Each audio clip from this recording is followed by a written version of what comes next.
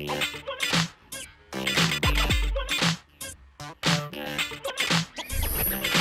evening and welcome to the Telegraph EU debate. I don't think you're a trustworthy individual at all, and you're just in it for your own gain, I'm afraid. I don't believe anything you've got to say on this issue. There are, I think, about 36 countries outside the EU that have done better than this country at exporting both goods and services into the single market.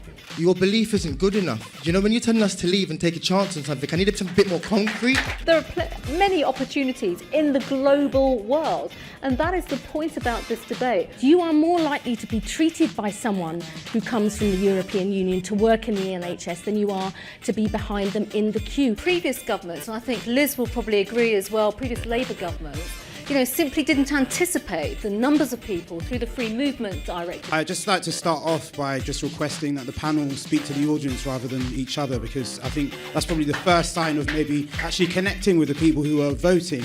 People on low incomes would see their wages rise. And that strikes me as being a very, very important consequence of voting to leave.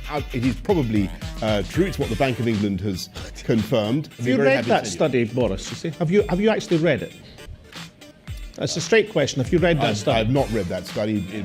Some people call it red tape. I call it maternity leave, paternity leave, anti-discrimination laws, protection for our water, air and environment. I'm glad he's abandoned the banana example, and now we're getting into How many directives have you substantive. passed on bananas, Alec? Well, how many don't go are they with all the bananas. essential? Are they all essential? Boris, for us? the bananas. How many are there?